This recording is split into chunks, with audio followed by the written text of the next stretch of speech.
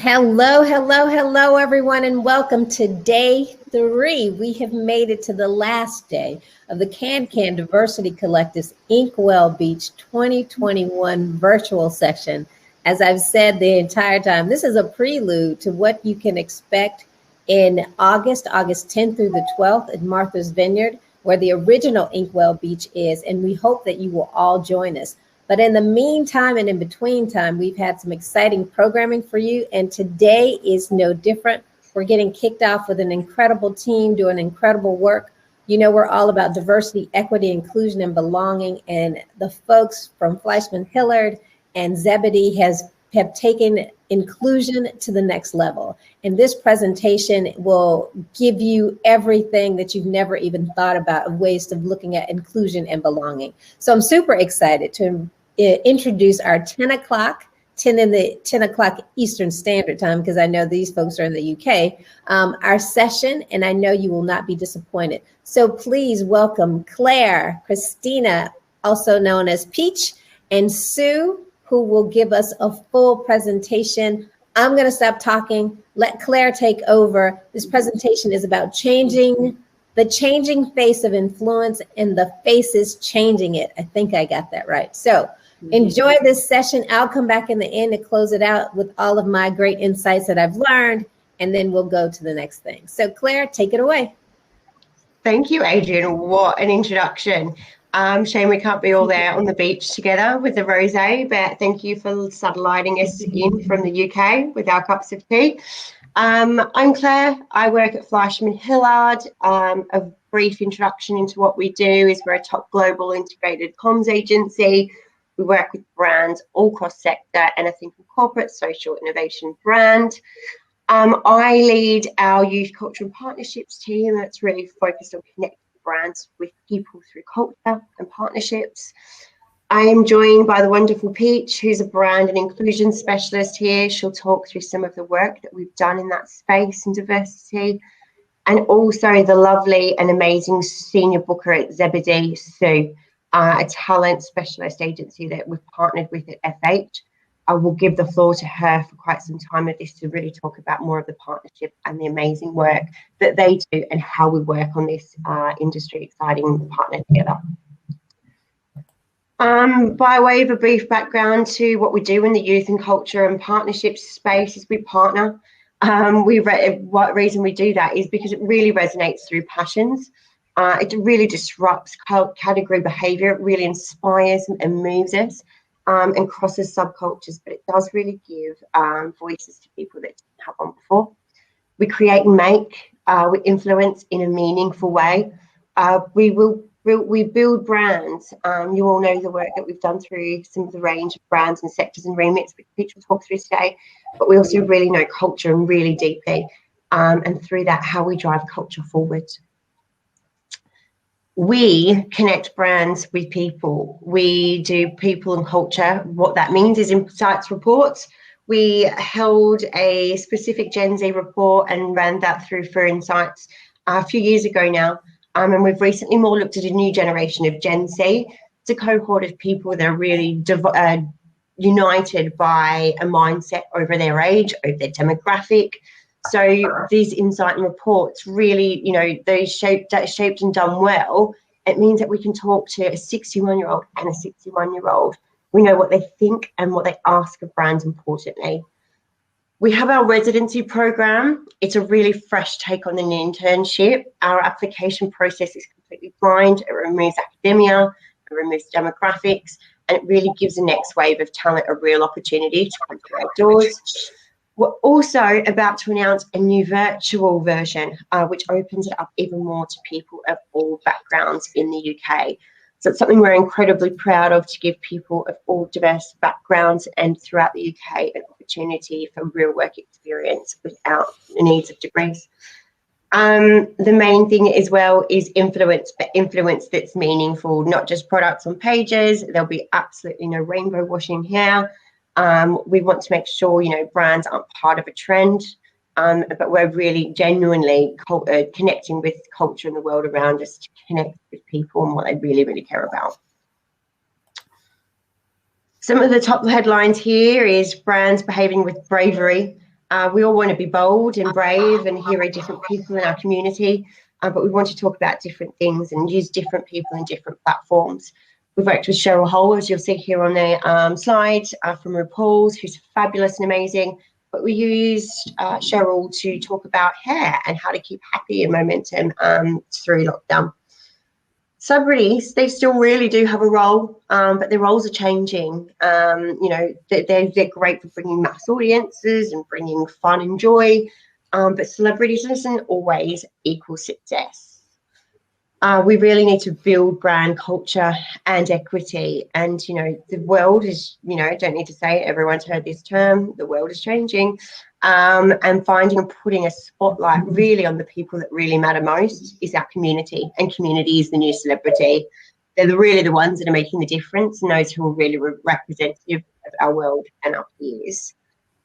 Because so much has changed, the things that people care about has really changed as well. Our consumer culture is no exception to this, and never before has it been important for our client council to evolve and really ensure that the ideas reflect the values and inclusivity of the community. It's just paramount to society these days and moving forwards. It's really regardless of sector, it's cross sector. It doesn't matter if you're selling shampoo to bones, but we need to make sure that we're talking in the right way and doing it in the right way.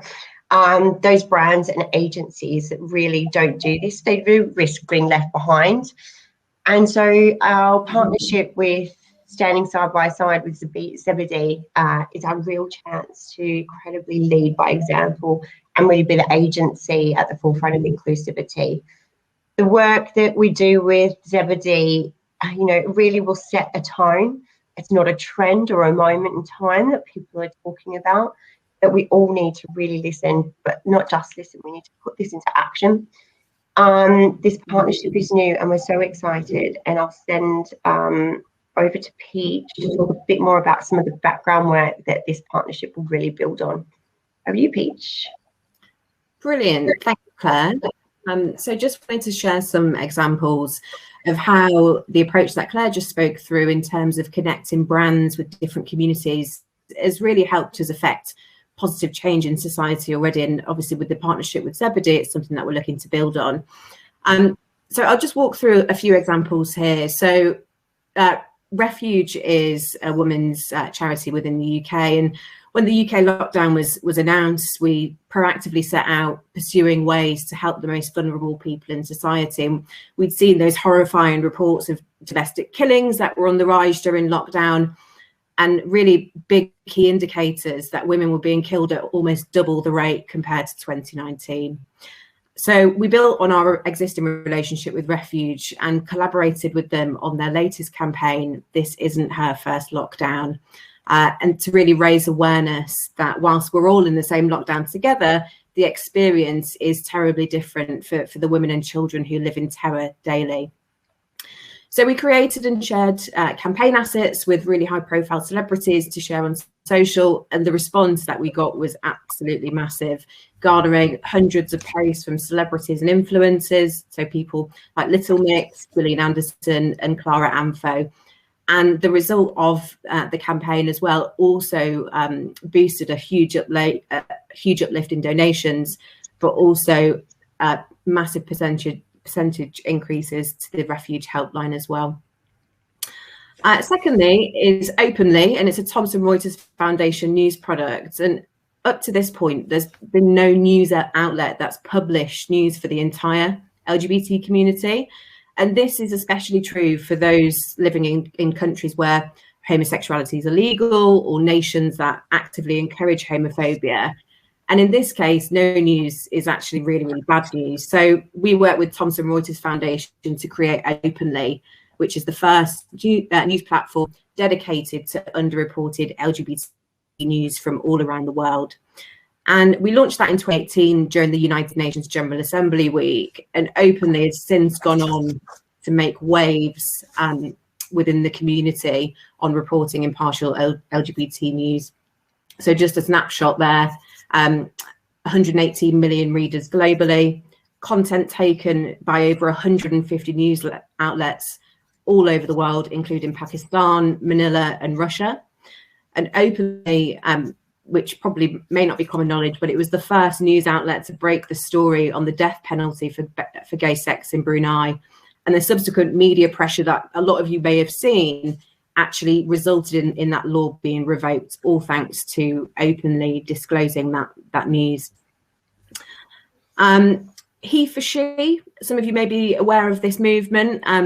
So it's the UN Solidarity Movement for Gender Equality, which was launched in 2014 to galvanise men as gender equality advocates. But since its launch, the momentum plateaued. So we partnered with them to create a campaign called More Powerful Together, which reinvigorated the movement and motivated men around the world to join millions of existing he for she allies in advocating for women during the Me Too era.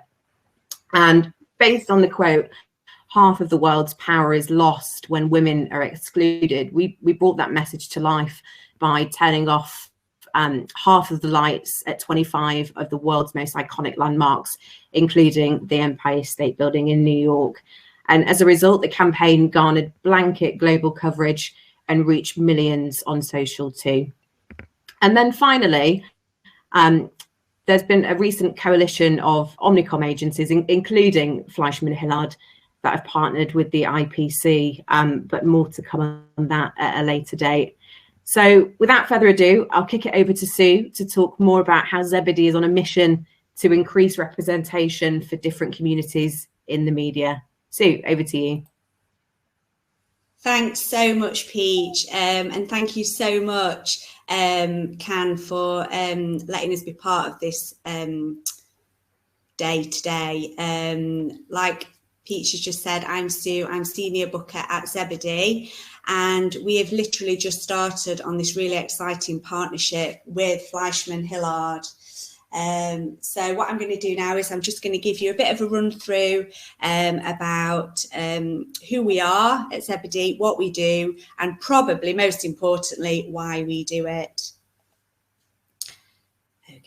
So Zebedee was set up 4 years ago by our directors, Laura Johnson and Zoe Proctor.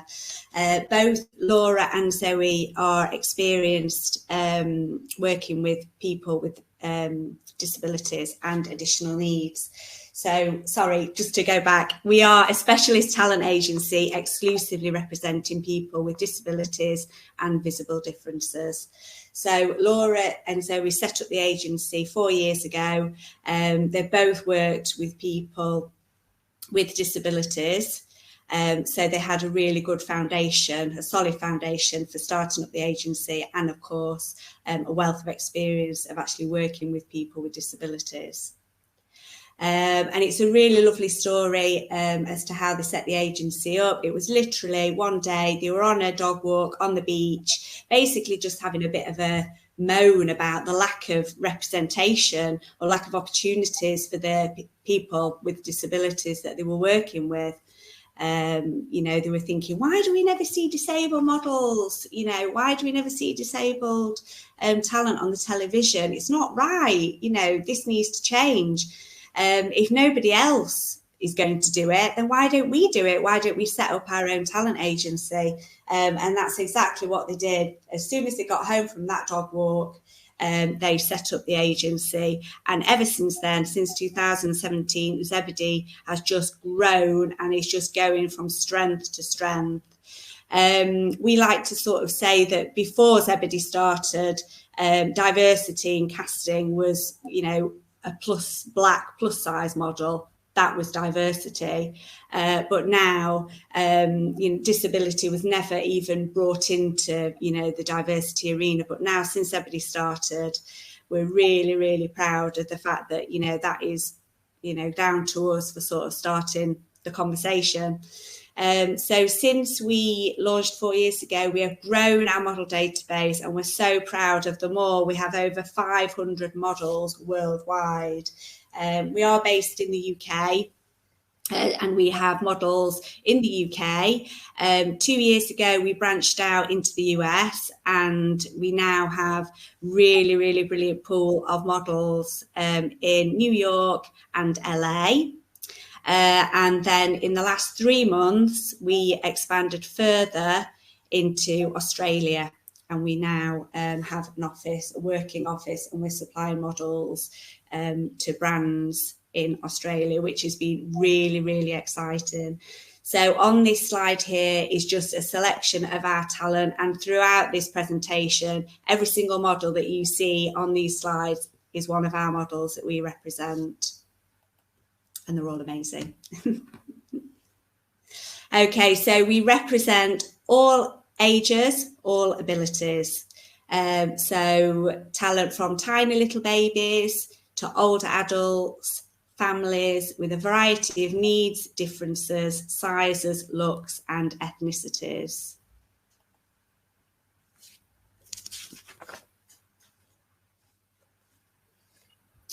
Okay, so we represent talent with many different disabilities, a wide range of disabilities, and here is a list of some of those disabilities.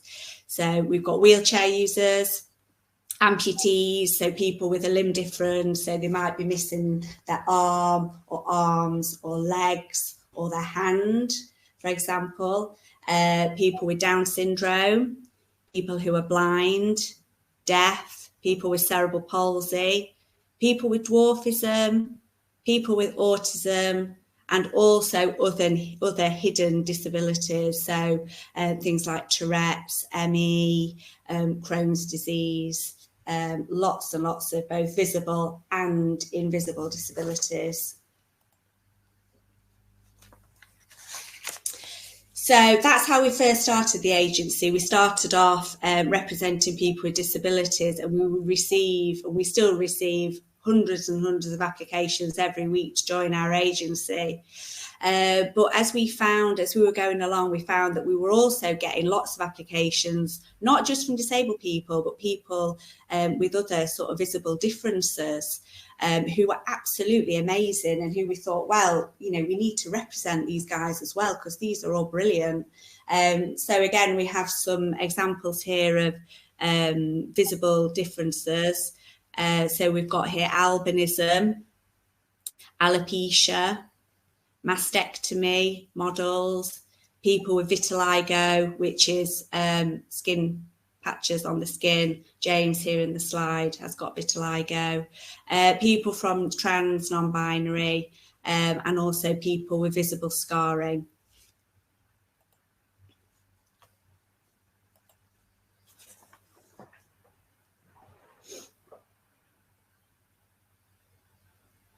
Okay, so disability statistics. I really wanted to share these with you again, because it just really sort of backs up why Zebedee, why we launched Zebedee, and why representation is so important. And most people are quite surprised by these figures.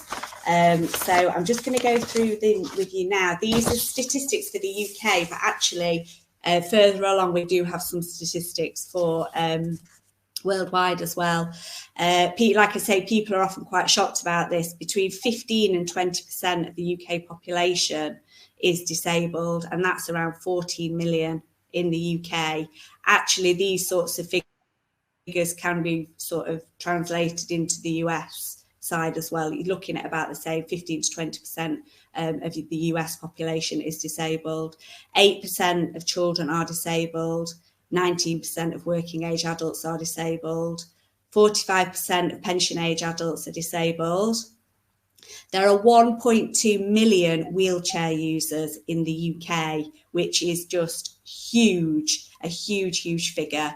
And not all wheelchair users are full-time wheelchair users. In fact, most wheelchair users, 80% of wheelchair users, can actually walk at least a little bit, and they are able to stand, and they are not in the wheelchair full-time. So, you know, they are able, you know, to work in many different ways, in and out of the wheelchair. There are 360,000 people who are blind or partially sighted, 11 million people who are deaf, 1.5 million people who have a learning disability, 40,000 people have Down syndrome, and 100,000 people have a limb difference or amputation. So, you know, as you can see, these are really, really big numbers of people that have never, you know, been given a chance or never been represented in advertising before. So it was really, really important. We feel it's just so important for society that these people are represented. So next we've got some visible difference statistics, again in the UK, but these figures can be sort of around the same for the US as well. 650,000 people have vitiligo, white patches on the skin. 17,000 people have albinism. 650,000 people have a facial birthmark, scarring, or other facial difference, and up to 8 million women in the UK have experienced alopecia or hair loss. And that's our amazing model Neve Woods there, who has alopecia. So yeah, really, really startling statistics. So here we have a slide here that states that research shows that disabled people make up only 0.06% of those featured in advertising. So that is staggering, really. However, we do like to think that since Zebedee has started, that figure should hopefully be a little bit better. And in fashion and beauty, that figure drops even lower to 0.01% of disabled and different people featured in advertising, which is actually amounts to 1 in 10,000 models. So it's really, really shocking.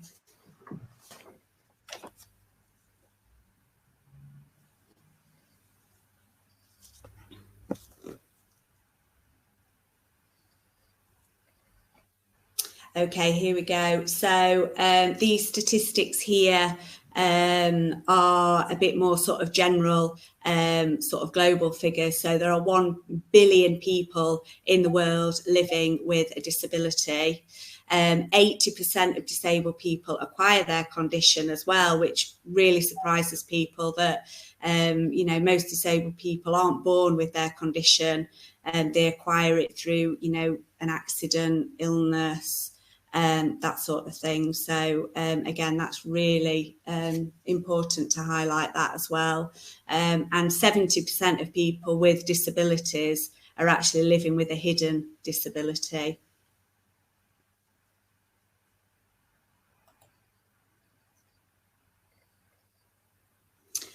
Okay, so the case for inclusive casting. So as part of Zebedee's work, as well as booking models, working with brands and working on loads of different campaigns for lots of different organisations and brands, another part of what we do is sort of educating and working with and helping brands to sort of make this happen. You know, sort of a lot of it is, you know, sort of reassurance and, you know, just trying to sort of push it forward and help them and just make them more inclusive and make them use more disabled talent. So the following slides now just give you a few sort of reasons of why it's so important, why we think every brand should be casting inclusively. So first of all, it's the right thing to do. So we all need to work together to fight against long-term discrimination and ensure society is more inclusive. So it's just going to help society more, increase acceptance.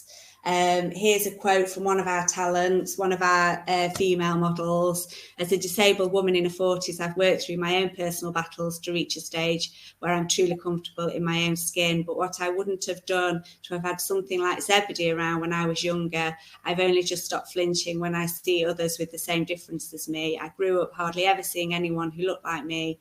So few that whenever I did, it was a shock. Representation is so very important in promoting acceptance. I absolutely can't stress that point, and I feel very, very proud to play a small part in that.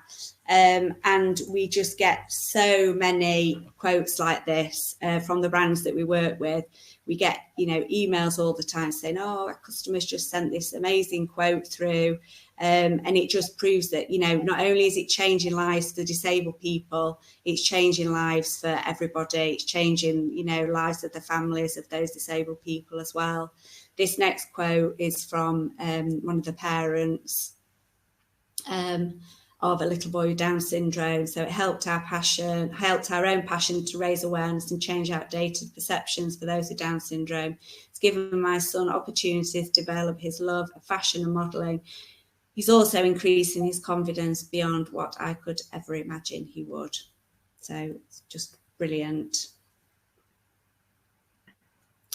Okay, number 2, the second reason why you should be casting inclusively, you can develop creative and powerful campaigns. And we have literally, I wouldn't be surprised if lots of you out there have seen our Zebedee models on many, many, many different campaigns. If you see a disabled model on a campaign, it's highly likely that it's going to be a Zebedee model. At the end, we have got a show reel, which we'll share with you in the chat box, which includes a variety of different campaigns that feature disabled models, some campaigns that we've worked on. It features prominently the big Maltesers campaign from 2 years ago, which featured a wheelchair user, and it was Maltesers' most successful ad campaign in a decade. It smashed all brand growth targets, it smashed all its brand affinity targets, and since then Maltesers in particular have used a disabled model in every single campaign since then. So you'll be able to watch that in the show reel after the session. Okay, so moving on top of obviously the social benefits, there are many economic benefits as well to companies of why they should be using more disabled people. Economically, it totally makes sense too. So here it says the spending power of disabled people is £249 billion per year. They're just the UK statistics. So, disabled people have a lot of spending power. And again, historically, they've been totally sort of left out. And, brands, haven't been featuring the models, with disabilities, they haven't been providing clothes for models, adaptive clothing with disabilities, but now it's happening, and more brands are bringing out their own adaptive ranges, and again realizing that there are some amazing people out there. So yeah, massive spending power. Consumers reacting to rejecting seemingly perfect models and campaigns. Perfection fatigue is a massive thing. People are so used to seeing, the conventional, tiny size 6, airbrush model, and the response to that now is indifference. So most, of the campaigns featuring the sort of talent like that, it's just not having the same effect that it used to. People are now rebelling against narrow and unattainable beauty standards. More and more people want to see real people. In the same way that consumers look to brands to promote environmental concerns, they also now look to brands to do more for humanity and to inclusion, most definitely. Inaction is no longer an option. If disability is not on your agenda, then neither is diversity, and business leaders risk their organisations being left behind. This is just so true. I mean, I've seen it from the start of first working with Zebedee, when lots of doors were closed to us, and, you know, brands were not, you know, would never entertain the idea of booking a disabled model. But now, you know, as the years have gone on, we are definitely getting there, but we still have a long way to go.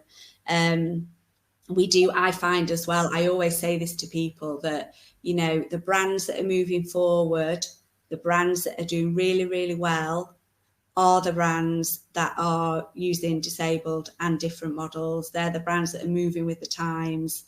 You know, it's particularly in the UK recently, we've seen some really big, you know, brands, you know, finish, fold, and, you know, they've gone.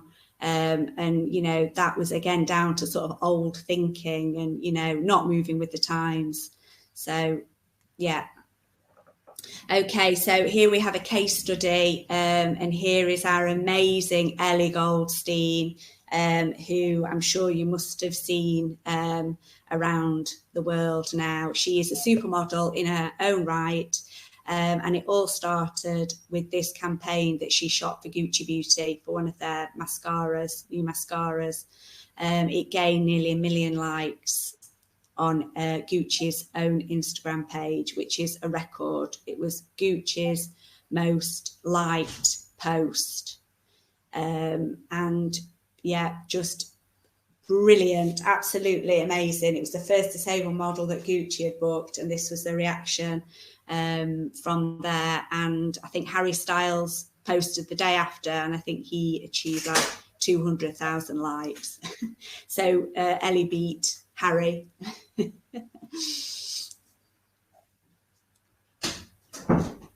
Okay, so advice for developing briefs. Okay, so again, this is more sort of, you know, how we try and educate and you know, give advice, because we are committed to changing. We're committed to the fashion world to change, and we're really, really wanting to make it happen.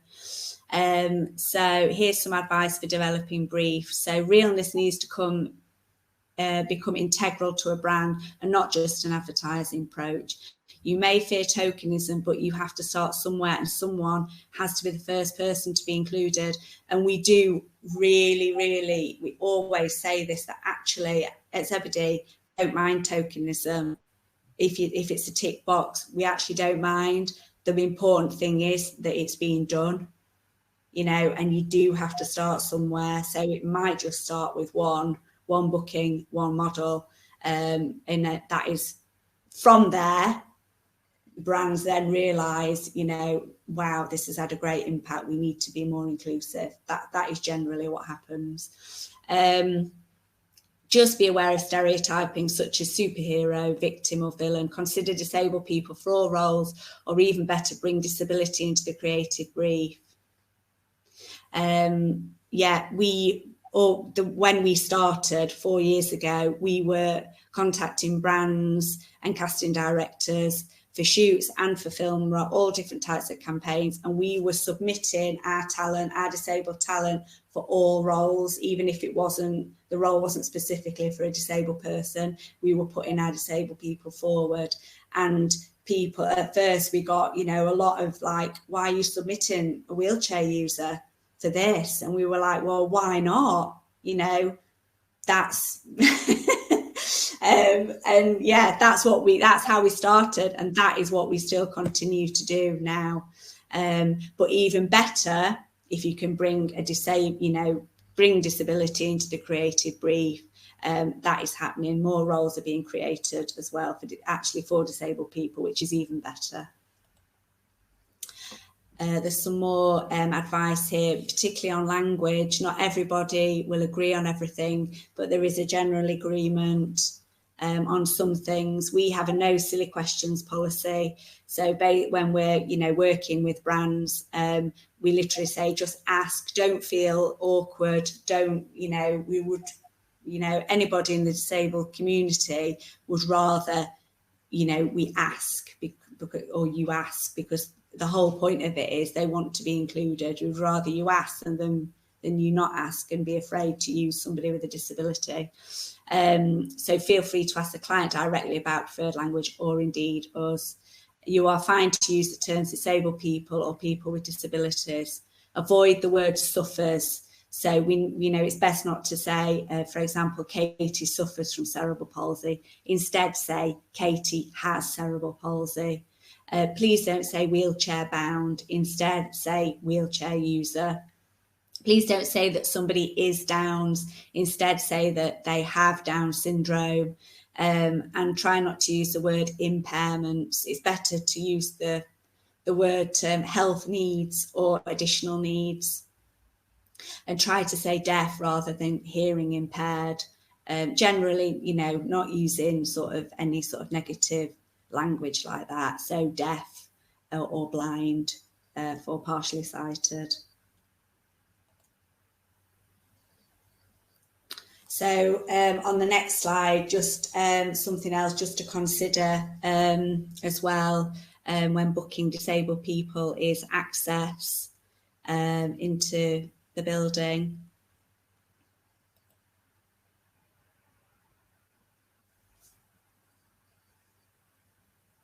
Oh.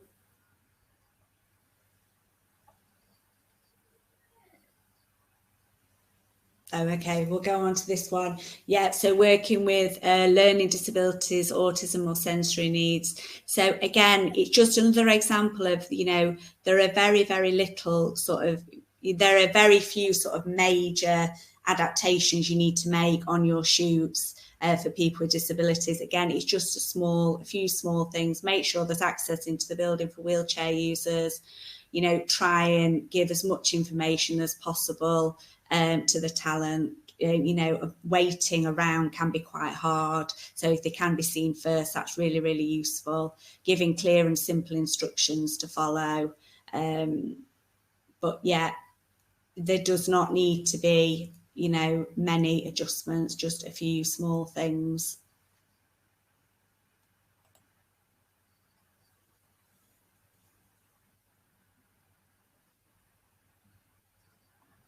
Yeah, here's our beautiful Cora who has Down syndrome. Yeah, it's just following on, if it's possible to let parents, attend with the children to shoots. Try to stick to the script and don't change the goalposts. It can lead to confusion and upset.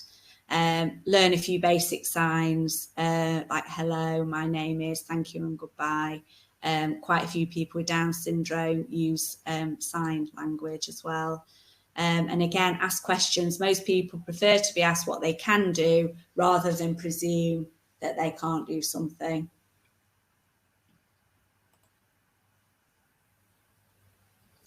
And finally, don't underestimate our talent. They're amazing.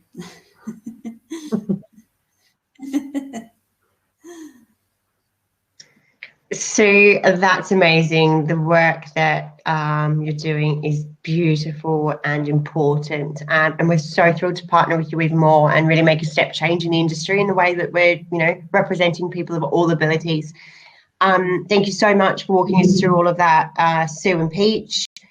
So I guess, for everyone here, how we can really help. Sue mentioned before, asking clients the why not. It's so key.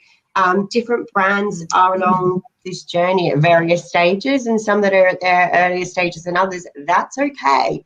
We're really here to help and guide our brands and agencies through how to do this work and be really meaningful about it as well. Sue talked beautifully as well about the council.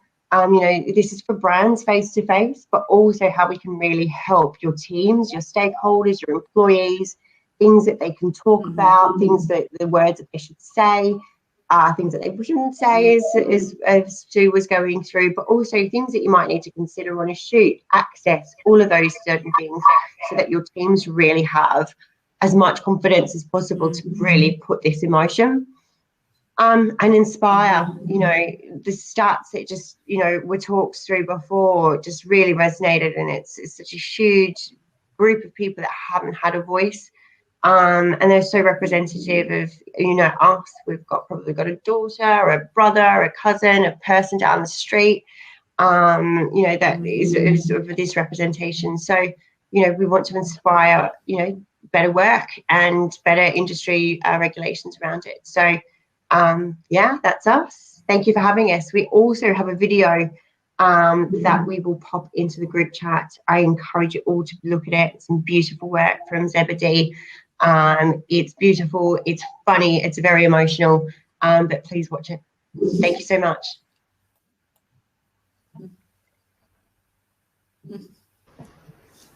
Guys, that was an amazing presentation.